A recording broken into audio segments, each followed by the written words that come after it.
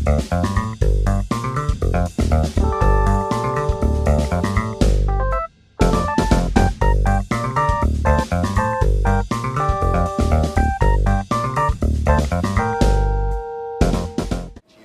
dia a todos.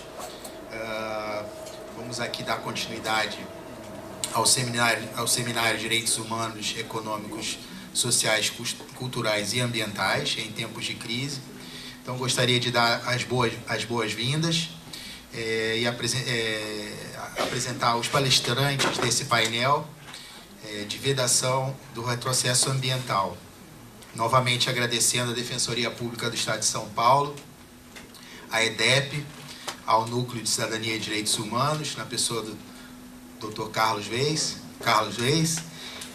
e ao colega defensor público Felipe Rotz, pela iniciativa do seminário e sua realização. Chamo à mesa os palestrantes, que certamente nos brindarão com os seus ensinamentos e experiências sobre o tema. Professor Maurício Guetta, foi pesquisador em Direito Ambiental pela Universidade de Cape Town, na África do Sul, pesquisador junto ao mestrado em Direito Ambiental na França, na Universidade de Paris, é mestre em Direito Ambiental pela PUC de São Paulo e professor do curso de especialização em Direito Ambiental COGEAI, advogado e consultor jurídico do Instituto Socioambiental, ISA. Maurício atualmente atua em Brasília e trabalha com a defesa dos direitos socioambientais nos poderes legislativo, judiciário e executivo no âmbito federal. Boas-vindas, Maurício.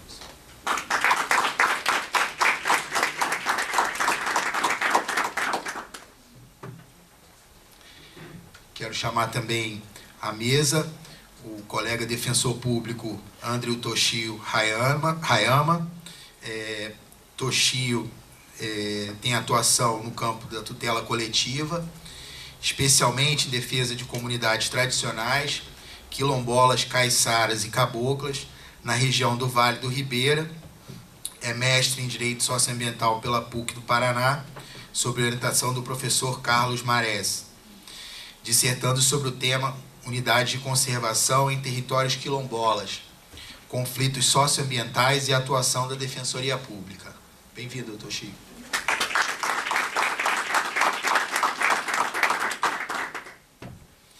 Apenas para fazer uma singela introdução, eu vou colocar algumas palavras aqui.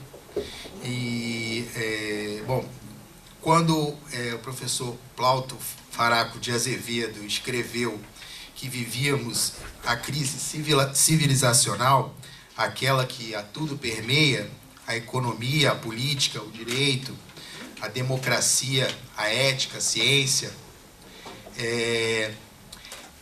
mencionou o professor que essa crise indicava a superação de um paradigma científico, né, e o difícil nascimento de um outro modelo que pudesse compreender a multiplicidade e a interligação de todas as dimensões da vida. Citou o professor que havia uma anemia política e que o constrangimento econômico e o pensamento unidimensional servia à manutenção do status quo.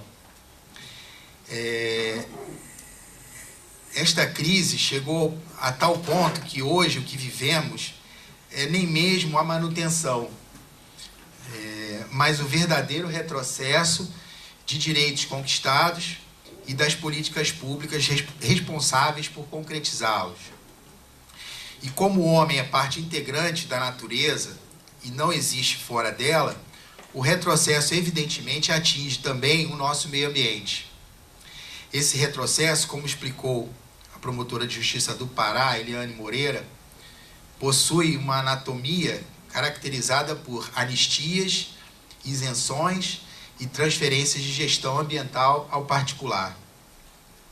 Infelizmente, o Brasil recentemente, inclusive, vide o Código Florestal, MP 759 e outros, tem protagonizado casos de retrocesso ambiental ou socioambiental, mais propriamente, à medida em que se deve partir da indivisibilidade e interdependência dos direitos humanos, que presta homenagem aqui ao Carlos Reis. Não somente no campo legislativo, casos como da hidrelétrica de Belo Monte, do desastre de Mariana, foram levados aos órgãos internacionais de proteção de direitos humanos a confirmar a importância da capacitação no direito internacional de direitos humanos e sua utilização no dia a dia do defensor público e dos operadores do direito em geral. Convido então os presentes a assistirmos às palestras do professor Maurício e do colega Toshi. Obrigado.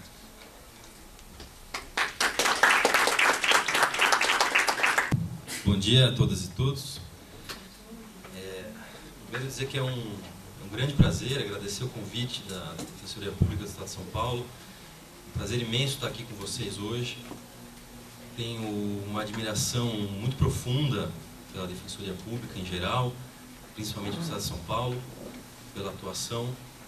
Talvez seja a organização pública, o Instituto Público que eu tenho mais afinidade.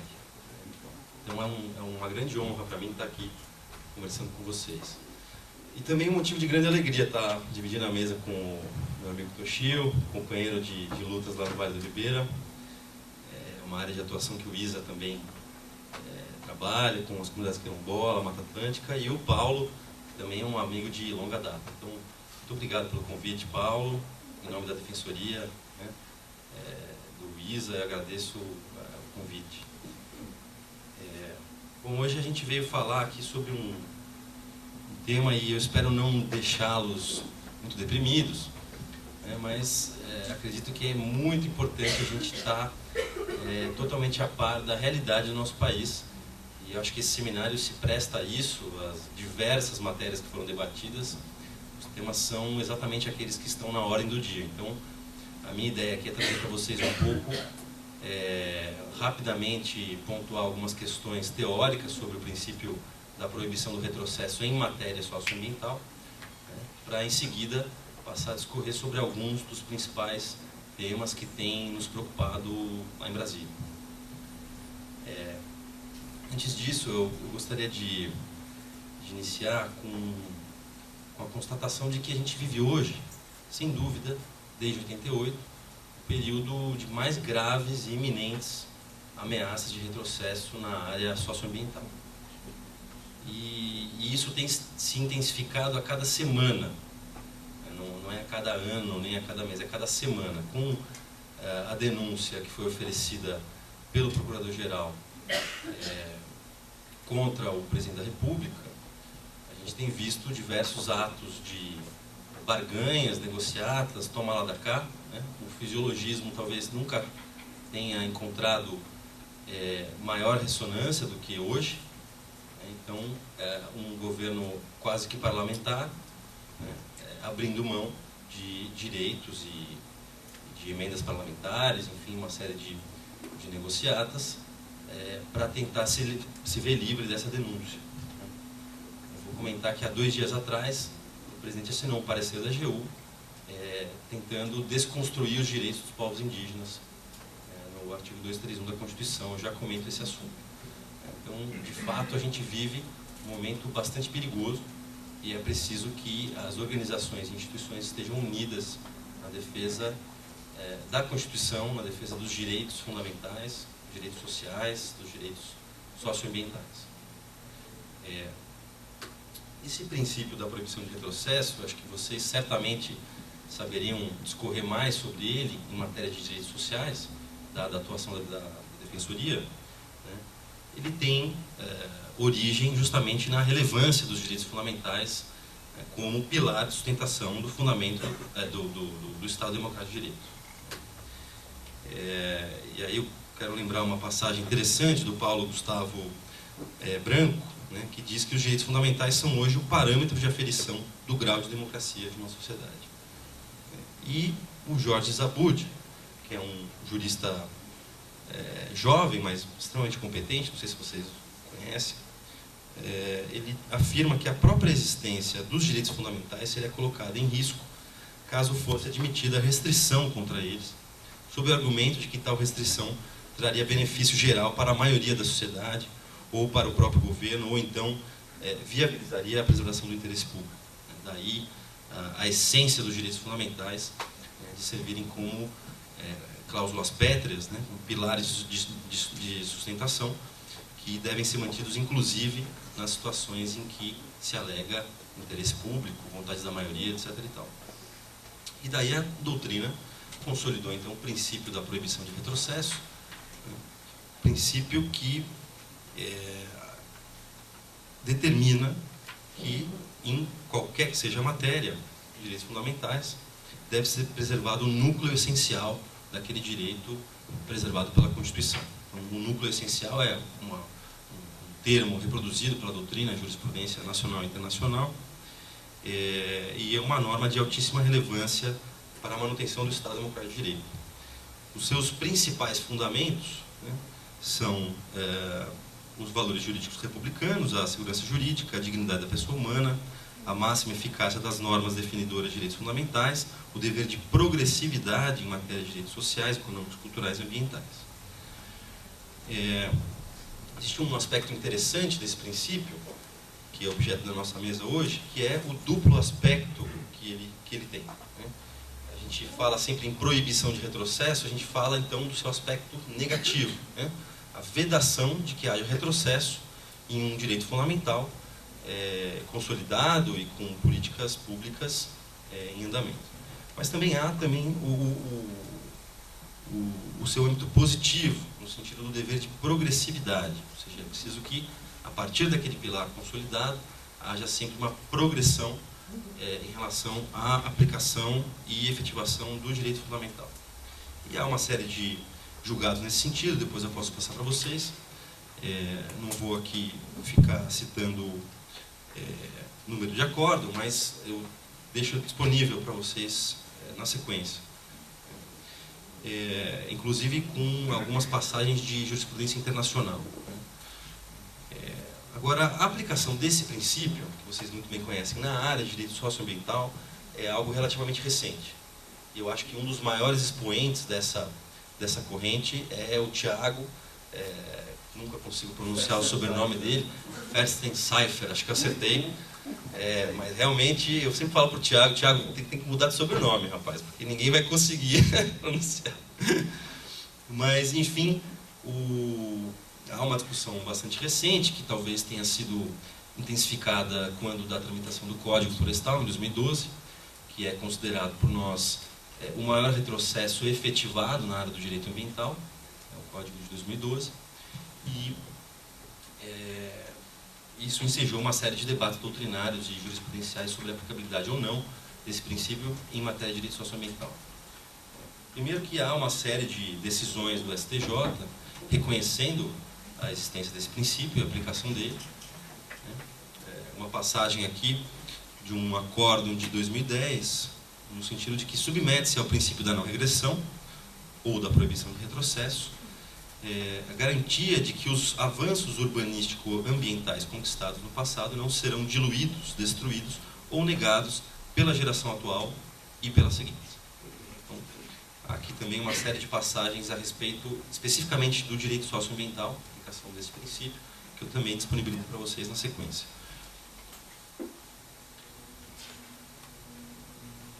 E recomendo também uma obra em específico, das diversas obras que tem, além da obra do Tiago e do Ingo Sallet, Direito Constitucional Ambiental, na última edição recentíssima. Recomendo também uma obra específica sobre esse tema, que foi publicada pelo Senado Federal, organizada pelo Michel Prieur, um jurista francês, com o Herman Benjamin, que há ali uma série de artigos específicos sobre esse princípio. O livro chama O Princípio da Proibição de Retrocesso Ambiental. Está disponível na internet, é só baixar e fazer uso. Realmente um livro muito bom sobre esse tema. E a doutrina, então, vem desenvolvendo a aplicação desse princípio junto com a jurisprudência, mas ainda não há um posicionamento do STF em relação a isso. Há hoje em tramitação no Supremo 4 ADINs referentes ao novo Código Florestal, a Lei 12.651 de 2012.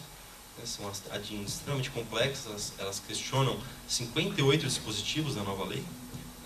O ISA figura como amicus curiae naquela ação e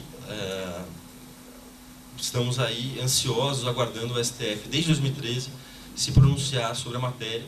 Eu acredito que aí a gente vai ter a consolidação efetiva desse princípio.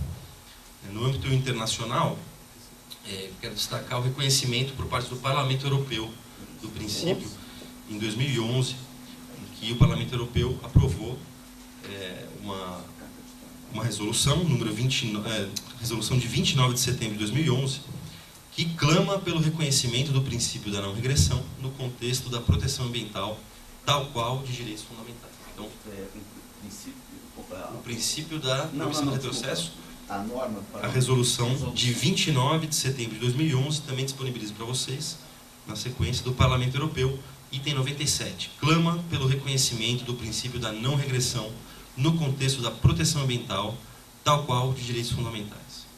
Então, aí também a gente vê o avanço, uma série de passagens jurisprudenciais e doutrinárias no âmbito internacional a respeito desse princípio em matéria socioambiental, que é recente e bastante importante. E, para finalizar esta primeira parte teórica, o STF consolidou o entendimento a respeito do princípio, mas em matéria de direitos sociais, de que, para se verificar a violação a ele, é preciso que, em primeiro lugar, tenha havido avanços na legislação ou na consciência jurídica geral a respeito da concretização daquele direito fundamental. A gente viu agora sobre o direito à saúde, no início da manhã. Um outro exemplo em que se aplica o princípio da proibição de retrocesso. E, em segundo lugar, a norma questionada, sobre a qual recai a alegação de retrocesso, deve atingir negativamente o núcleo essencial, aquele termo que eu mencionei para vocês, do direito ao meio ambiente ecologicamente equilibrado. Então, são esses dois requisitos, a princípio, que seriam necessários de ser preenchidos segundo jurisprudência do STF. E, como eu disse, infelizmente, esse princípio, ele, se aplicado fosse no âmbito do Congresso Nacional, a gente estaria hoje muito mais tranquilo. Mas, infelizmente, o que a gente percebe lá em Brasília é o avanço de uma série de pautas que eu quero comentar com vocês, e vou tentar fazer um apanhado geral para dar a dimensão da coisa. O Toshio combinou que ele vai aprofundar num aspecto específico, e eu vou tentar fazer um apanhadão do que está rolando agora em Brasília. O primeiro tema que eu gostaria de comentar é o licenciamento ambiental. O licenciamento ambiental é o principal instrumento da Política Nacional de Meio Ambiente, de 81, instrumento extremamente consolidado, e que tem por finalidade precípua a preservação e a prevenção de danos ambientais, que é exatamente o fundamento máximo do direito ambiental, né? Sendo os danos ambientais de difícil ou impossível reparação, como a gente constata no desastre de Mariana, né? O direito ambiental traz essa dimensão da prevenção como uma dimensão prioritária a ser adotada. Então, o licenciamento ambiental é o principal instrumento que consolida os princípios da prevenção e da precaução, e, por isso, a importância dele. Além, evidentemente, de preservar os direitos das comunidades e populações que são afetadas por empreendimentos. Claro que, muitas vezes, por questões de ordem política, o licenciamento ambiental tem a sua efetividade questionada. De fato, casos como Belo Monte, né, e as diversas suspensões de segurança liminar, que é um aspecto bastante relevante, acabam baixando e reduzindo a efetividade desse instrumento. E hoje há, no Congresso Nacional, tramitando mais de 20 projetos de lei sobre o tema. Então, em 2015, nós tivemos o avanço do projeto de lei 654 de 2015, de autoria de ninguém menos que Romero Jucá. Romero Jucá pretendia estabelecer o licenciamento ambiental fast track, ou licenciamento ambiental a jato, né, que é para obras de infraestrutura, ou seja, aquelas que causam maior impacto socioambiental, o que a Constituição chama de significativo impacto. Ele queria estabelecer o licenciamento tiro curto, máximo de 7 meses, sem audiência pública, sem participação popular, sem direito à informação, inclusive com a possibilidade de emissão tácita de licença por decurso de prazo. Um projeto gravíssimo, inconstitucional. Foi muito difícil segurar esse projeto na época, mas conseguimos uma articulação política e com a participação de várias instituições de peso. Em seguida veio uma bomba ainda maior, que era a PEC, a Proposta de Emenda Constitucional número 65 de 2012, de autoria do senador Assir Gurugatz, e que simplesmente pretendia incluir um parágrafo no artigo 225 da Constituição para extinguir o licenciamento ambiental no Brasil, simplesmente. E ainda dispor que uma obra pública aprovada pelo poder público não poderia ser depois suspensa ou paralisada, mesmo por força de decisão judicial, ou seja, a violação grave é o princípio máximo da efetividade da jurisdição. Conseguimos também uma grande mobilização nacional, em parceria com o Ministério Público Federal, barrar esse projeto, e agora as discussões se centram no projeto de lei 3729, e é esse que hoje está na ordem do dia, 3729 de 2004. Vocês vão ver, se acessarem o site da Câmara, que são mais de 20 substitutivos, ou seja, uma enormidade de propostas distintas. E a que está hoje sendo debatida é de relatoria do deputado Mauro Pereira, deputado da bancada ruralista, Frente Parlamentar do Agronegócio, e que já de logo dispensa toda e qualquer atividade agrícola, pecuária, de silvicultura, de licenciamento ambiental ou qualquer tipo de controle prévio. Então, essa é a principal intenção da bancada do agronegócio hoje no Congresso, e o seu projeto, então, ele traz isso como a premissa máxima. Em relação a esse ponto, é importante destacar que em 2001 o STF se posicionou a respeito de uma lei de Santa Catarina que previa exatamente essa dispensa para essas atividades. E o Supremo entendeu, naquela oportunidade, que a dispensa para essas atividades, no licenciamento, é inconstitucional. O que o Supremo entendeu que emana da Constituição? O Supremo entendeu que, se uma atividade é potencialmente poluidora, ela deve necessariamente ser objeto de licenciamento ambiental. É nada mais evidente. E que não é possível dispensar a priori e de forma genérica toda e qualquer atividade. É evidente que tem atividades agrícolas que não devem passar pelo licenciamento ambiental. Por exemplo, aquelas atividades de agricultura familiar, que não causam impacto, não usam agrotóxico, não captam água, etc, etc e tal. Não causam desmatamento, etc e tal. Mas as atividades não devem passar pelo licenciamento, ou devem passar por um licenciamento muito simplificado. Enquanto que latifúndios com agrotóxicos, com desmatamento na Amazônia, com o uso da água, com todos os impactos, esse sim deve passar por um licenciamento mais rigoroso. Então, é preciso também atender a essa demanda por proporcionalidade no licenciamento ambiental.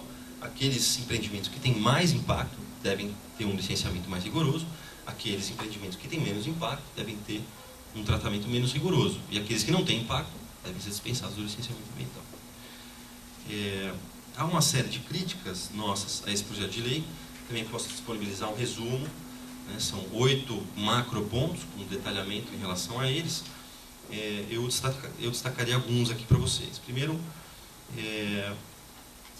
em relação à possibilidade de que os estados flexibilizem os padrões federais. O que está por trás desse projeto de lei e o discurso que se adotou tanto pela CNI quanto pela CNA para bancar esse projeto foi a necessidade de estabelecer padrões mais seguros e mais claros da legislação de licenciamento ambiental, porque cada estado regulamenta a matéria de uma forma e isso geraria insegurança jurídica para empreendimentos. O problema é que as propostas de disposições que essas entidades defendem, elas vão na contramão daquilo que está colocado como premissa do projeto. Então, há uma série de disposições ali que permitem flexibilizações pelos estados, como, por exemplo, que os estados e municípios poderiam dispensar atividades que não fossem dispensadas no âmbito federal, né? Ou que os estados e municípios poderiam simplesmente simplificar procedimentos, né? Retirando etapas, retirando audiências públicas, participação popular, direito à informação, etc. e tal, quando lhes bem convier, sem que para isso haja qualquer tipo de critério estabelecido na disposição do projeto de lei. Então, isso é muito grave porque pode gerar uma corrida pela flexibilização do licenciamento nos estados, a exemplo do que aconteceu com a guerra fiscal, né, em que cada estado flexibiliza a norma e os parâmetros ambientais com a intenção de atrair investimento, ainda mais no momento de crise e de desemprego que vivemos hoje. Então, esse é um dispositivo que eu gostaria de chamar a atenção, que é bastante grave. Há também muitos problemas, um tema que bastante afeta a defensoria, que é em relação aos direitos à informação e participação da população. É prevista apenas uma audiência pública no caso de licenciamento mais rigoroso, com estudo de impacto ambiental, aquele licenciamento que trata dos empreendimentos com mais impacto. Então, para os demais tipos de procedimento, a participação é limitadíssima.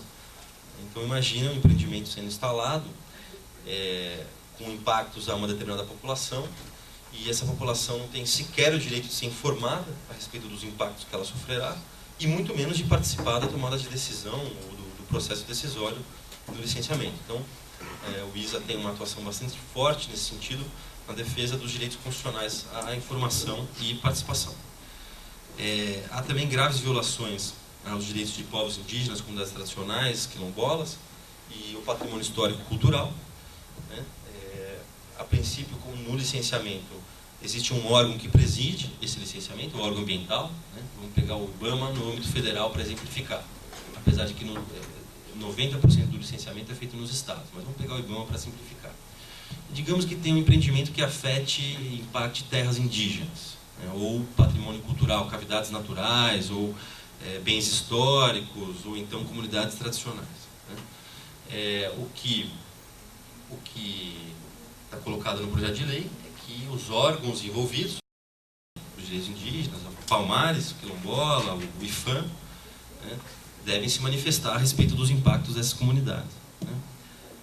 Agora, como que essas instituições se manifestam? Segundo o projeto de lei, de forma não vinculante, quer dizer, o IBAMA teria o poder, apesar de não ter competência para isso, de simplesmente dispensar uma exigência colocada pela FUNAI, que me parece inconstitucional, e também a possibilidade de emissão de licença sem a manifestação do órgão. O que acontece hoje? Os órgãos estão em estado de absoluta penúria. A FUNAI tinha 14 funcionários para tratar de 300 processos de licenciamento no Brasil todo. O ministro da Justiça, Osmar Serralho, ex-ministro da bancada ruralista também, diminuiu de 14 para 8. E agora a mesma bancada quer colocar a possibilidade de emissão de licença por decurso de prazo, quando o órgão não atendeu o tempo que ele é estabelecido pela lei. Então, é uma série de barbaridades que estão contidas no projeto de lei. Eu vou deixar para vocês também um resumo em relação a esse tema. E já passando para o próximo, havia nesse projeto de lei uma disposição que é gravíssima e muito relevante, que diz respeito à responsabilidade socioambiental das instituições financeiras, dos bancos. O sistema hoje de responsabilidade civil ambiental é um sistema com regime jurídico de responsabilidade objetiva e solidária, certo? Ou seja, não se exige o elemento subjetivo para a caracterização da responsabilidade, é necessário apenas o nexo de causalidade entre a atividade e o dano, e é solidária entre aqueles que, de alguma forma, participam da ocorrência do dano ambiental. Havia uma disposição nesse projeto de lei do licenciamento para reduzir e limitar a responsabilidade dos bancos apenas para aquelas hipóteses em que for devidamente comprovado culpa ou dolo. Como é que você comprova o dolo de uma instituição financeira? É impossível. E seria a primeira exceção ao sistema de responsabilidade, aliás, uma das poucas políticas exitosas na matéria ambiental, que é o sistema de responsabilidade civil, seria a primeira exceção desde 81 a esse sistema, abrindo precedente para uma série de outras demandas de outros setores. Então a gente conseguiu derrubar no projeto de lei esse dispositivo, e a FEBRABAN articulou, a FEBRABAN é a Federação dos Bancos, eles articularam a inclusão desse dispositivo na surdina, naquilo que a gente chama de jabuti, ou contrabando legislativo, que é vedado pelo STF, incluíram na MP 752, que versava sobre concessão de transportes, qualquer matéria que não a ver com a matéria ambiental, com a matéria de responsabilidade. E acabou que esse projeto foi aprovado, porque ninguém descobriu sobre esse dispositivo, e nós fizemos uma grande articulação, um parecer jurídico com a Conecta, Direitos Humanos, Greenpeace, Amigos da Terra, inclusive mobilizamos órgãos do próprio governo federal, o IBAMA, no sentido de obter o veto dessa matéria, e ao final obtivemos o veto,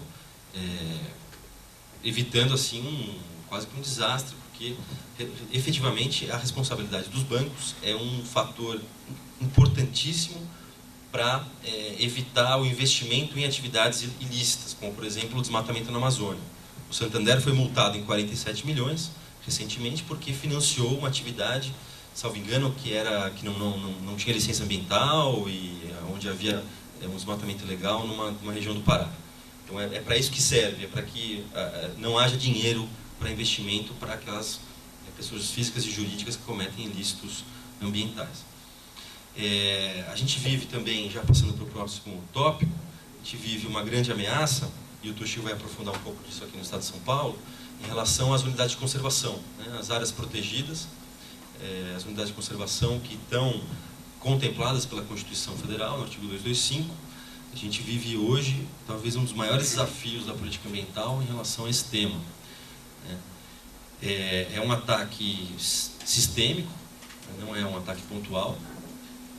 Uma série de unidades no Brasil inteiro estão ameaçadas e talvez o caso mais emblemático sejam as unidades de conservação do Jamanchim, no Pará, uma região que está no arco do desmatamento, ou seja, ela evita que o desmatamento suba mais para dentro da floresta. É o único remanescente do corredor das bacias, de duas bacias hidrográficas importantíssimas, uma área muito relevante, e o governo Michel Temer apresentou uma medida provisória, duas na realidade, 756 e 758, em dezembro do ano passado, e a tramitação dela foi uma loucura. Vocês podem acompanhar um pouco mais desses detalhes de bastidor lá no site do ISA, tem a história completa, é bastante interessante, e ao final nós conseguimos o inesperado, né? Depois daquela viagem do Temer para a Noruega, todo aquele constrangimento com a Gisele Bündchen, aquela coisa toda que vocês devem ter acompanhado, saiu nos jornais, a gente conseguiu o veto do Michel Temer à sua própria medida provisória. Eu nunca imaginava que seria possível uma coisa dessa. Só que foi um veto para norueguês ver, porque um projeto de lei similar, né, conteúdo quase que idêntico, na realidade piorado, foi apresentado na semana passada e está havendo agora uma ofensiva muito grande em relação a essa área. Um projeto de lei com regime de urgência constitucional, vai tramitar a toque de caixa, ainda mais nessa época em que estão todos preocupados com corrupção e denúncia do presidente da República. Então é preciso ficar atento a essa matéria, porque esse precedente ele pode servir para a redução de outras unidades de conservação. Um outro exemplo claro é no sul do estado do Amazonas, que há também importantes unidades de conservação que contêm o desmatamento, também está no arco do desmatamento, que a gente chama, e onde há interesses minerários, interesses de grilagem de terra, uma série de questões ali. A bancada parlamentar do Amazonas apresentou um projeto de lei para o ministro Eliseu Padilha, e isso só não foi para frente porque antes que isso virasse de fato um projeto de lei, a gente conseguiu denunciar publicamente e acabou que recuaram pelo menos nesse momento. Mas de fato a ofensiva tem sido bastante intensa em relação às unidades de conservação. Da mesma forma, a matéria indígena e a matéria quilombola são matérias que levantam muito a nossa preocupação.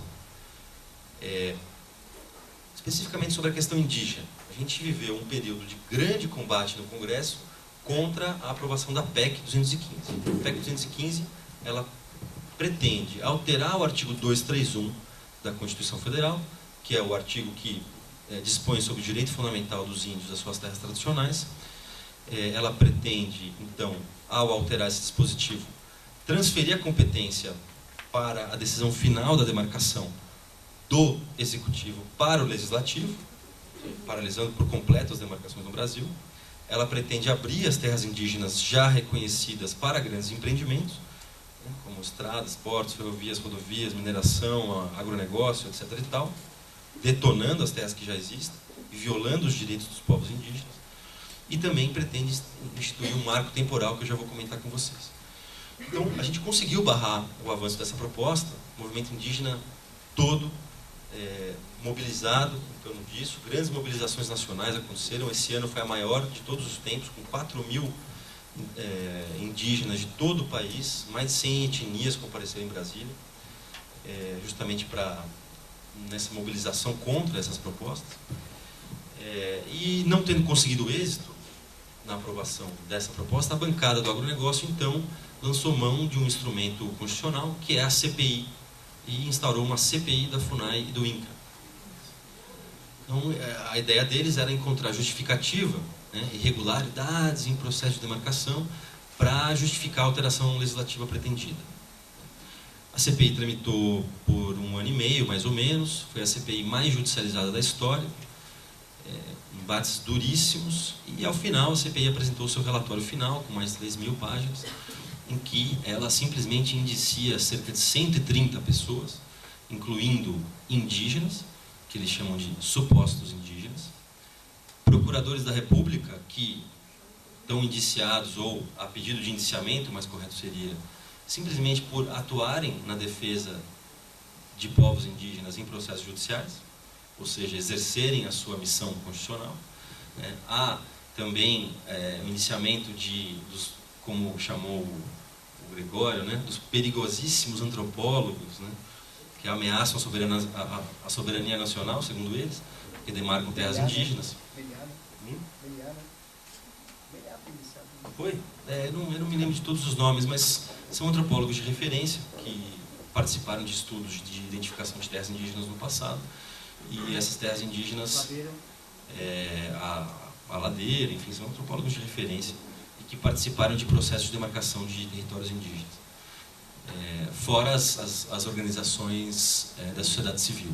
Né? Mas, para além dos indiciamentos, o que essa CPI trouxe foi uma série de proposições, né, de diversas ordens. Só para destacar algumas para vocês. Extinção da FUNAI, aprovação da PEC 215, que eu acabei de mencionar, aprovação de um projeto de lei para restringir o direito dos quilombolas, do artigo 68 do ADCT, enfim, uma série de atrocidades nesse sentido. Está lá no site da Câmara para quem quiser acompanhar. Eu recomendo algum remédio de estômago para quem quiser ler aquele relatório. E, mais recentemente, os ruralistas obtiveram o que eles pretendiam com um parecer da AGU assinado pelo presidente Michel Temer, que aconteceu antes de ontem. E aí entra a história do marco temporal que eu gostaria de comentar com vocês. O marco temporal é uma tese desenvolvida por juristas ligados ao agronegócio, no sentido de que só teriam direito à terra aqueles povos indígenas que estivessem efetivamente e comprovadamente ocupando essas terras na data exata de promulgação da Constituição, 5 de outubro de 88. Se não houver comprovação de que eles estavam lá, na data exata de 5 de outubro de 88, não teriam direito à terra. Se a gente for lembrar um pouco do histórico, vamos falar só da ditadura militar. A política indigenista do Estado brasileiro durante a ditadura militar foi a política de genocídio explícito e de expulsão dos índios das suas terras. Então, quer dizer que com a teoria do marco temporal, a gente estaria chancelando a política genocida e de expulsão de terras que foi promovida pelo próprio Estado brasileiro? É exatamente isso. Essa teoria foi lançada na jurisprudência num importante caso, que é o caso da Raposa Serra do Sol, em 2011, mas ela trouxe uma exceção. O acórdão trouxe uma exceção. O marco temporal está lá no item 11.1 do acórdão. Vocês vão ler o acórdão, item 11.1. No item 11.2, o ministro relator Aires Brito colocou que o marco temporal não se aplica nos casos em que houver constatação de renitente, esbulho possessório. Basicamente, a constatação de que houve expulsão dos índios de suas terras. O problema é que essa exceção não está sendo contemplada em alguns julgados. Né? O ministro Gilmar Mendes relatou um mandado de segurança na segunda turma, há uns 2, 3 anos atrás, em relação à terra indígena Guirarocá, dos Guarani Kaiowá, o povo mais ameaçado hoje do país, anulou a terra indígena com base na teoria do marco temporal, sendo que naquela região é justamente o caso de expulsão dos povos indígenas de suas terras, titulação daquelas terras para colonos e uma série de atrocidades. E quando o ministro Gilmar Mendes aplicou a tese, ele sequer considerou os fatos que estavam ali colocados em relação ao esbulho possessório. E pior, o fez em sede de mandado de segurança, onde não há instrução probatória. Alguns ministros do Supremo têm se negado a apreciar a matéria indígena em sede de mandado de segurança, justamente, essa matéria complexa, que exige perícia, aprofundados estudos e tal. Então a AGU lançou um parecer, há 2 dias atrás, ratificado pelo presidente Michel Temer, atribuindo, portanto, o marco temporal e uma série de outras limitações, né, que foram colocadas, nesse caso da Raposa Serra do Sol, para toda a administração pública federal. É uma coisa bastante grave. E a alegação da AGU é de que essa jurisprudência estaria consolidada. Balela. Em 2012, o ministro Lewandowski colocou numa reclamação que ele não poderia aplicar automaticamente aqueles requisitos da ação ordinária, visto que eles não têm efeito vinculante. Não era uma DIN, era uma ação ordinária. E agora, recentemente, o ministro Marco Aurélio, em 2017, também numa reclamação, apontou que não há vinculação entre aquelas condicionantes que foram aplicadas especificamente para o caso da Raposa Serra do Sol. Naquele caso, inclusive, houve manutenção da demarcação, né, com os demais casos do Brasil. Afinal, a diversidade de povos indígenas, mais de 300 etnias, e a diversidade de terras indígenas exige que você tenha um tratamento diferenciado para cada uma. Você não pode atribuir 20 condicionantes para serem aplicadas em qualquer lugar do país. Enfim, vocês devem acompanhar essa matéria, está saindo nos jornais, saiu na Folha, tal, a coisa o bicho vai pegar, provavelmente vai haver judicialização, e dia 16 agora temos um julgamento muito importante no STF, referente a 3 terras indígenas.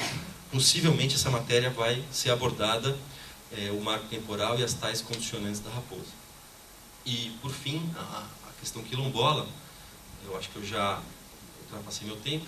A questão quilombola, acho que tem várias ameaças. Eu vou citar aqui a ADIM, estou sem o número, acho que é 3239, né, Tuxil? A ADIM 3239, salvo engano, que vai estar pautada para julgamento no STF agora, no dia 16 também, no mesmo dia em que há o julgamento das 3 terras indígenas. Essa ADIM foi ajuizada pelo antigo PFL, atual DEM, contra um decreto que disciplina o procedimento para o reconhecimento dos territórios quilombolas. Então, 3239. Então é possível que o decreto caia e os quilombolas fiquem sem uma norma para definir o procedimento de titulação. Sendo que os quilombolas são as comunidades que, vamos dizer assim, o Estado brasileiro deve mais aos quilombolas do que a qualquer outro. Porque há uma pendência de reconhecimento territorial na ordem de mais de 90%. Então, pouquíssimos territórios foram reconhecidos, e aqueles que mais de 90% não foram reconhecidos estão ameaçados com essa ADIM, no dia 16, agora, no Supremo. Há também um problema em relação ao próprio governo federal, né, que, em resposta a um ofício do Procurador da República, Júlio Araújo, de Volta Redonda, né, que é também um procurador bastante atuante nessa área, a Casa Civil afirmou que não procederia mais nenhuma demarcação e reconhecimento territorial de território quilombola, porque havia a existência da ADIM. Não tem liminar na ADIM. Então, a Casa Civil, por mera liberalidade, deixa de cumprir um dever constitucional sem que haja uma decisão judicial que assim determine. Inclusive, o orçamento para a pasta, né, para a demarcação quilombola, é o pior orçamento da história, foi colocado agora. E ele vai entrar como teto constitucional. Então, realmente, a situação em relação à matéria socioambiental é gravíssima. E, muito provavelmente, nesse segundo semestre, a gente vai ter embates duríssimos em relação ao licenciamento ambiental, unidade de conservação, matéria indígena, sem dúvida, e matéria quilombola, sem dúvida. Então, é preciso ficar atento. A gente tem formado uma série de parcerias e articulações com diversas instituições públicas e privadas, né? A mais recente é o Resista, que eu convido a Defensoria a analisar se gostaria de fazer parte. A DPU já faz parte, a partir da Câmara responsável por povos e comunidades tradicionais, com o Chico Nóbrega e outros defensores públicos da União. Setores do Ministério Público também fazem parte, várias organizações da sociedade civil, dos mais diversos segmentos, que estão unidos na defesa dos direitos socioambientais. A gente tem que segurar esses direitos até, no mínimo, 2018, quando talvez a gente tenha, eu espero, uma outra configuração política. É isso, amigo. Obrigado.